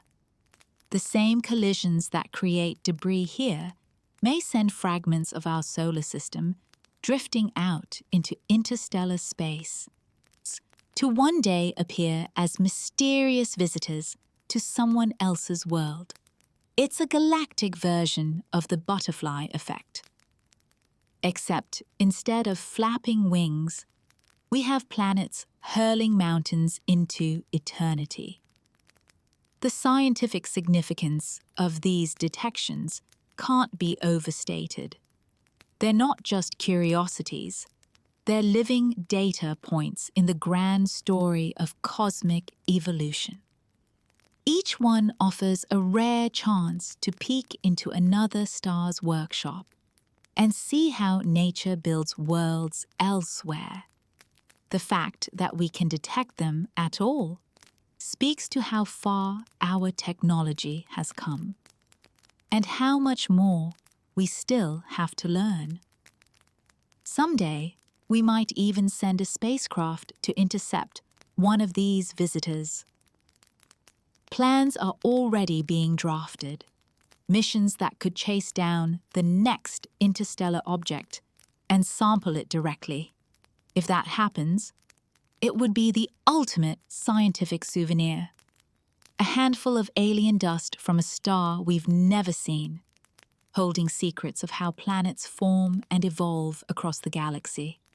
Until then, every time an interstellar traveler passes through, it's a reminder that we live in a galaxy that trades ideas through matter. These visitors are the couriers of cosmic history, carrying whispers of creation across the stars. And if we listen closely enough, through the light they reflect and the dust they shed, we might just piece together the grand narrative of how the galaxy makes, breaks, and shares its worlds. If there's one thing life on Earth has proven, it's that it's annoyingly good at adapting. It survives in boiling vents, frozen glaciers, radioactive waste, and even, at least temporarily, in the vacuum of space. So naturally, the question arises, if life can cling to a rock and endure almost anything, could it hitch a ride between stars? Could tiny passengers, sealed in the cracks of an interstellar traveler like Oumuamua or Borisov, be drifting through the cosmos right now? Cosmic hitchhikers crossing the galaxy at tens of kilometers per second? It's an idea as old as scientific wonder itself, and it even has a name. Panspermia, literally, seeds everywhere. The concept proposes that life, or at least the ingredients of life, might spread naturally through the universe by traveling on comets, asteroids, or interstellar dust. In essence, life doesn't have to start from scratch on every planet. It just needs to move around, carried by the great currents of cosmic debris. If true, it would make the universe's version of evolution far more interconnected than we've ever imagined. But before we get too excited about aliens hitching space Ubers, it's important to admit that this remains speculative. Panspermia isn't proven. It's a possibility on the cosmic menu, not the special of the day. Still, it's a tantalizing one, because every new interstellar object we discover gives it a little more plausibility. To understand how this could work, let's start small. Imagine a young, violent star system, the kind of place where planets are still forming and collisions are as common as sunrise. When two rocky worlds or icy comets smash together, chunks of debris get blasted into space. Some fragments might escape the system entirely, ejected at incredible speeds. If those fragments carry microbial life or organic molecules from their parent planet, they become potential ambassadors of biology. Tiny, unintentional spacecraft carrying life's building blocks across the stars. Now, here's the catch. Surviving that journey would make any microbe the Chuck Norris of biology. Space between stars isn't just empty, it's brutal. Temperatures hover near absolute zero. Radiation from cosmic rays and ultraviolet light constantly bombard surfaces. And there's no protection except whatever rock or ice you're trapped inside. A microbe riding an interstellar object would need to stay dormant, frozen, shielded, waiting patiently for millions or even billions of years. And yet, when we look at life on Earth, we see hints that such endurance might not be impossible. Certain bacteria, like Deinococcus radiodurans, can survive doses of radiation that would vaporize most organisms. Some spores have been revived after tens of millions of years, trapped in salt crystals. Even tardigrades, tiny, near indestructible animals have survived the vacuum of space for short periods aboard spacecraft. They don't thrive in space, but they endure it. Nature seems to have a knack for building resilience into its smallest creations.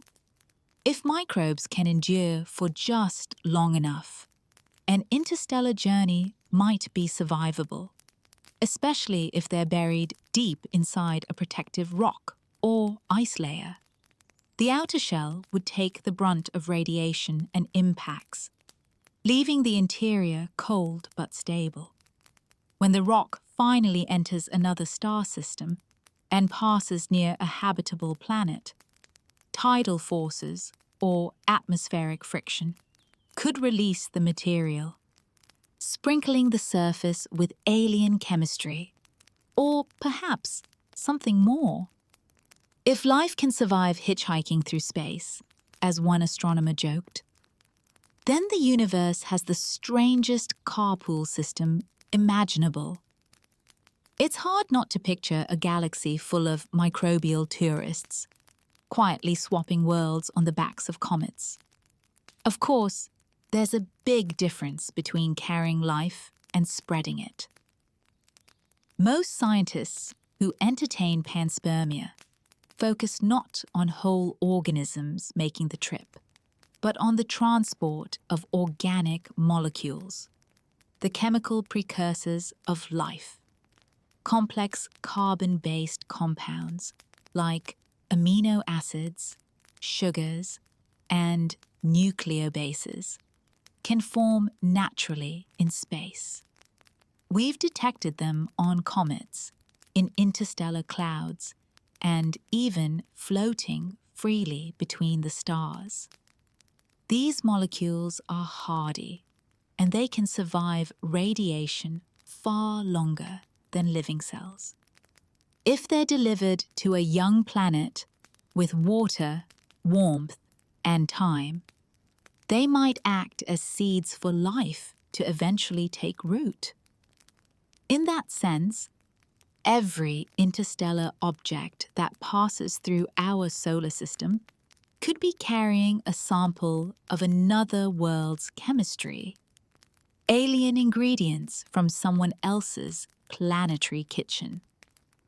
When they interact with the sun's heat or collide with planetary atmospheres, they release those compounds, mixing them into our cosmic neighborhood. Over billions of years, such exchanges could blur the lines of origin. The atoms that make up life on Earth might have once belonged to another solar system's experiments. This version of panspermia, chemical, not biological, is scientifically easier to accept. We know that organic molecules form easily in cold, radiation-rich environments. We know that comets and asteroids can carry them across interstellar distances. And we know that Earth, in its early history, was constantly bombarded by such material. So even if life didn't literally hitch a ride on a comet, the ingredients for life almost certainly did. The philosophical implications are enormous. If life's chemistry can migrate between stars, then the origin of life on Earth might not have been a singular, isolated event. It could be part of a cosmic chain reaction, where each generation of stars passes along the molecular toolkit to the next. Life, then, wouldn't just belong to Earth. It would belong to the galaxy itself, an emergent property of starlight and gravity. Still, until we find direct evidence, a microbe clinging to an interstellar visitor, or unmistakable biological molecules embedded in alien ice, it remains a hypothesis. But what a hypothesis it is! It connects biology, astronomy, and philosophy into a single audacious idea. that we are, quite literally, children of the stars, shaped not only by our own planet, but by the shared material heritage of the Milky Way. So, the next time an interstellar object streaks through the sky, consider what might be frozen inside it. Maybe it's just carbon and ice. Maybe it's something more. A fragment of a distant world's biology, asleep for eons, waiting for another home. Whether or not panspermia turns out to be true, the possibility alone changes how we see ourselves. Life on Earth might not be a lonely miracle. It might be part of a much bigger story, one that began long before the sun, and one that continues every time a traveler from another star drifts silently through the dark, carrying with it the raw ingredients of creation. When Oumuamua flashed past in 2017, humanity barely had time to blink. By the time astronomers realized what it was, a visitor from another star, it was already halfway out the door. Borisov gave us a little more notice, but not much. And 3IATLAS, faint and far, reminded us that the galaxy is sending guests all the time. We're just not always ready to catch them. But that's about to change. The next time a cosmic tourist shows up, we might actually greet it instead of just waving from the porch. Right now, we're living at the edge of a revolution in sky watching. For centuries, astronomy was about patience, hours of squinting through lenses, nights of hand-drawn charts, years of data trickling in. But the future? It's about speed, automation, and an all-seeing eye that never sleeps. And that eye is the Vera C. Rubin Observatory, perched high in the Chilean Andes. When it comes online, Rubin will be unlike any telescope humanity has ever built. Its 8.4-meter mirror and enormous 3.2 gigapixel camera will scan the entire visible sky every few nights, taking pictures so detailed that it can detect objects no bigger than a few dozen meters wide from billions of kilometers away. This massive survey, known as the Legacy Survey of Space and Time, LSST, is basically the universe's version of a 24-hour security system. If something moves, twinkles, flashes, or drifts where it shouldn't, Rubin will spot it. For interstellar detection, that's a game changer. Oumuamua was discovered almost by accident. Rubin's telescope will turn that accident into routine. With its sensitivity and coverage, it could spot incoming visitors months or even years before they pass through the inner solar system. That means we won't just get a blurry glimpse of the next interstellar object. We'll get time to prepare, to study, and maybe even to reach it. But big telescopes are only part of the story. The other revolution is happening behind the scenes, in the world of data processing. Modern sky surveys generate more data than any human could possibly sift through, terabytes every night, filled with faint specks of light. That's where machine learning steps in. Algorithms now scan those images in real time, comparing one night sky to the next, flagging anything that moves in a way that doesn't match the gravitational script of our solar system. It's like having an artificial intelligence with a cosmic detective badge, constantly checking for suspects, moving too fast, too oddly, or from too strange a direction. The moment it finds one, it can alert observatories around the world to swing their telescopes and start collecting spectra and images. This rapid coordination, something unthinkable even a decade ago, means that the next interstellar object won't slip away unnoticed. We'll be watching its every move before it even realizes it's been caught in the act. And then there's the really exciting part. Not just watching these visitors, but meeting them. Several space agencies are already sketching out concepts for interceptor missions, spacecraft that could launch quickly and chase down an interstellar object in real time. One of the most ambitious ideas comes from the European Space Agency's proposed Comet Interceptor, a mission designed to sit in a stable orbit near Earth, waiting. The plan is simple but brilliant. Keep the spacecraft in standby mode until something unusual appears, like an interstellar traveler. Then launch it toward the target. If all goes well, it could fly alongside the object and capture close-up data as it passes by, taking the first true snapshots of a visitor from another star.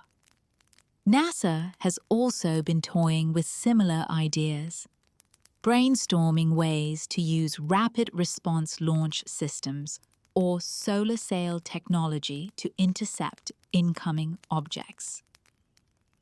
Imagine deploying a small fleet of agile probes capable of adapting their trajectories on the fly, ready to pursue any interstellar guest that enters our backyard. It's like having a planetary welcome committee, armed with cameras and curiosity instead of cookies. And if we can't catch them in time, that's where planning ahead comes in. Some researchers are already mapping potential interstellar traffic lanes, regions of the galaxy where incoming debris is statistically more likely to appear, based on stellar motion and galactic dynamics. By focusing our telescopes on those directions, we might spot these travelers even earlier. It's the astronomical version of knowing where to camp out if you want to see the next shooting star. All of this marks a shift in how humanity views the cosmos.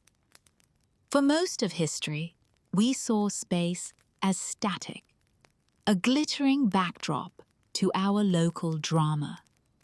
Now, we're beginning to understand that the galaxy is alive with motion. Stars move, planets migrate, and fragments of worlds constantly trade places. Detecting interstellar objects is like uncovering a hidden network of celestial trade routes, linking systems that may be separated by trillions of kilometers, but united through shared debris. And as we get better at spotting them, we'll also get better at understanding the broader story they tell. Each detection refines our estimates of how much material is ejected from forming star systems, how often debris travels between them, and how the galaxy recycles its raw materials. By the end of this century, we may have catalogued hundreds of interstellar objects, enough to build a map of the Milky Way's cosmic currents. One day, we might even send missions outward, not to chase these travelers, but to follow them home. A probe designed to leave the solar system and drift along the same galactic pathways could sample interstellar dust directly, studying it not as a brief visitor, but as an ocean to explore.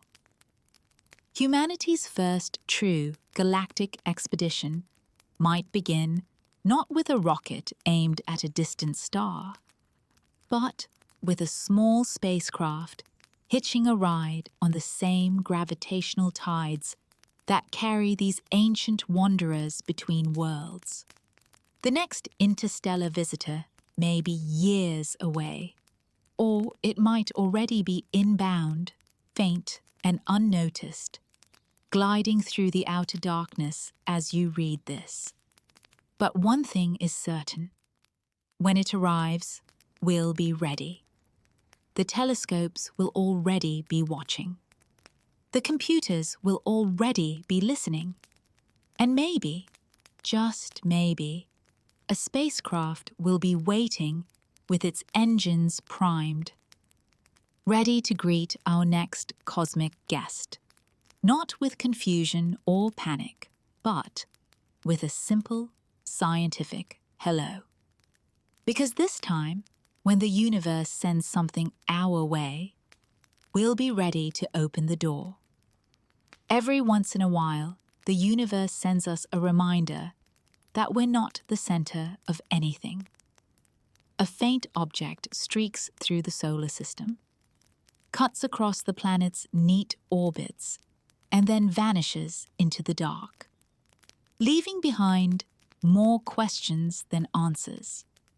These fleeting guests, the interstellar travelers we've come to know as Oumuamua, Borisov, and 3IATLAS, are cosmic postcards that say, "Wish you were here," without ever signing a return address.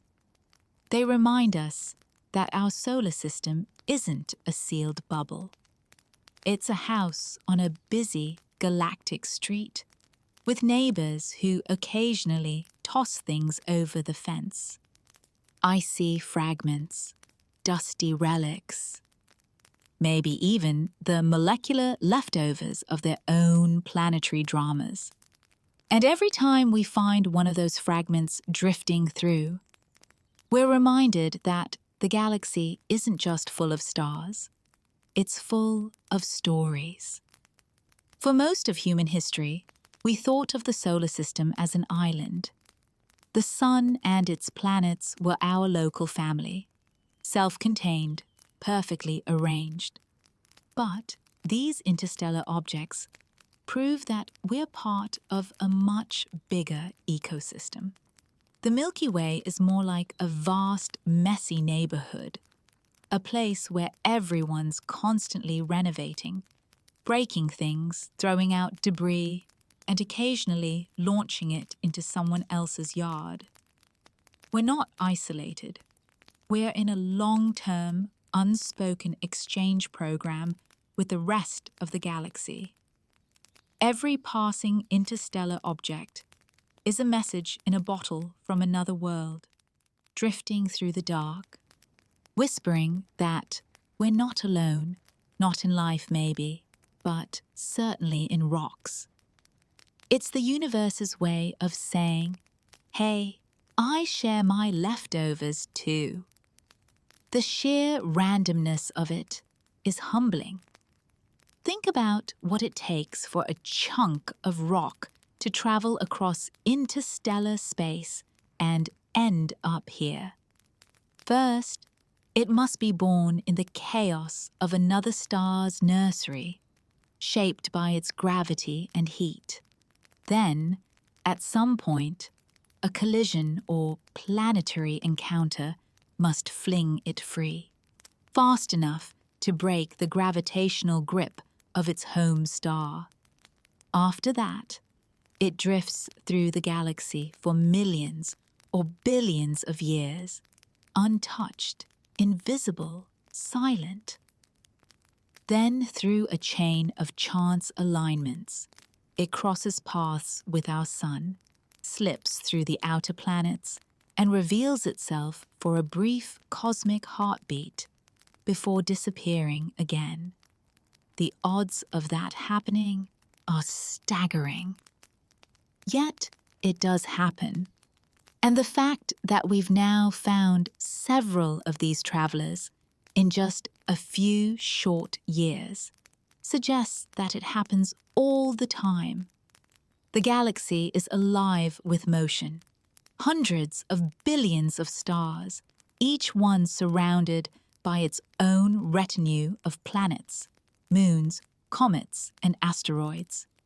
Over time, all that material gets shuffled around like cosmic poker chips, passed from one star system to another.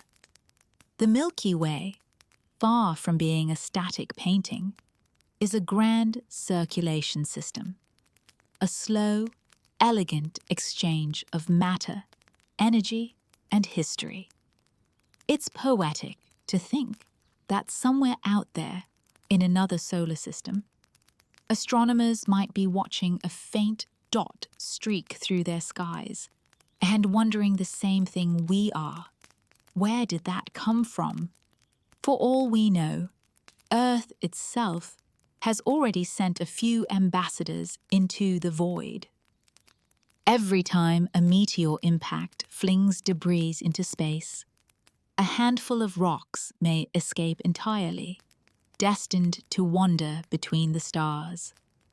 Perhaps, billions of years from now, one of those fragments will pass through another civilization's skies, and they'll point their telescopes and say, "What a curious visitor.